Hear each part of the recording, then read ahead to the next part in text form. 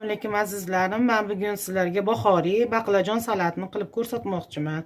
Buning uchun biz oila boshimiz kichkinaligi uchun bitta baqlajondan foydalandim. Baqlajon, qizil bolg'or qalampiri, ko'k bolg'or qalampiri yarimtadan, hamda pomidor, chili pomidorni kattarog'i, ikkita bodring, bitta tuxum, ozgina ukrop, chesnok, undan foydalanamiz. Buning uchun baqlajonni kesib olamiz. Parre qilib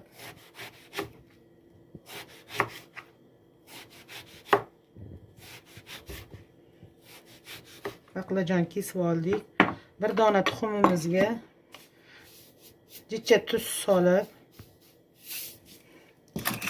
qoshiqcha yordamida aralashtirib olamiz.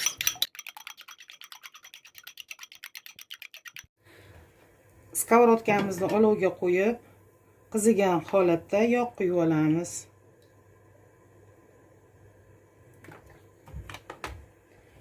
Kesib olgan baqlajonlarimizni tuxumga botirib,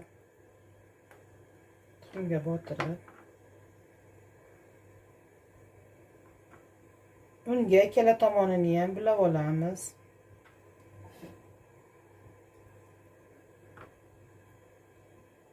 Tuxumga botirib, unga bulab olganlarimizni endi yog'ga qo'yib qovurib olamiz. Ikkala tomoni ham qizargungacha qovuramiz.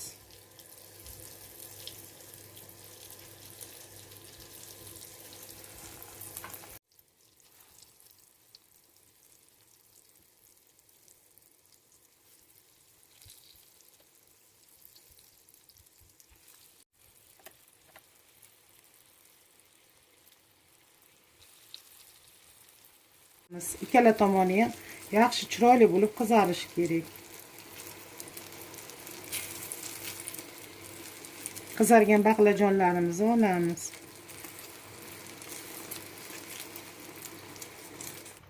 Mana yarimtadan bulg'or qalampirlarimizni somoncha shaklida to'g'rab olamiz.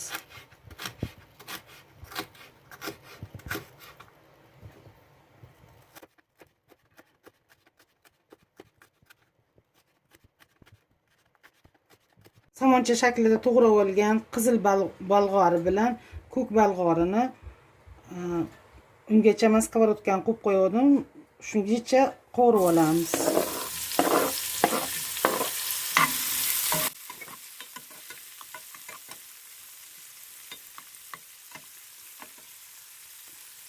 Orqa oldi qizargan baqlajonlarimizni somoncha shaklida to'g'rab olamiz.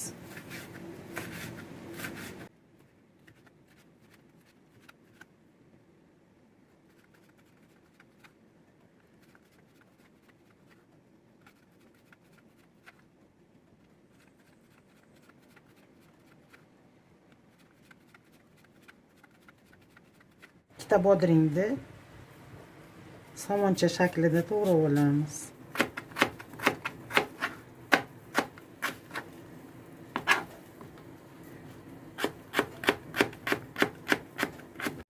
Agar sizlarda chili bo'lmasa, bir dona pomidordan foydalanishingiz mumkin.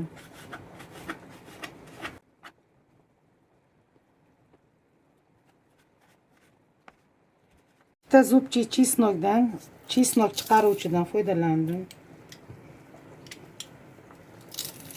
2 dona chesnok yetadi.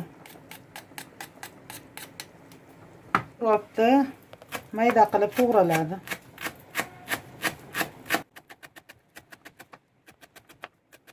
Yog'dan foydalandim. Agar sizlarda yo'q bo'lsa, o'simlik yog'idan foydalanishingiz mumkin. Yaxshilab o'tni aralashtirib olamiz.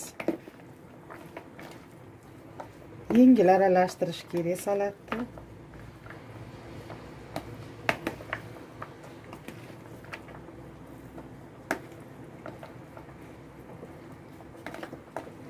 Dasturxonga tortsak ham bo'ladi.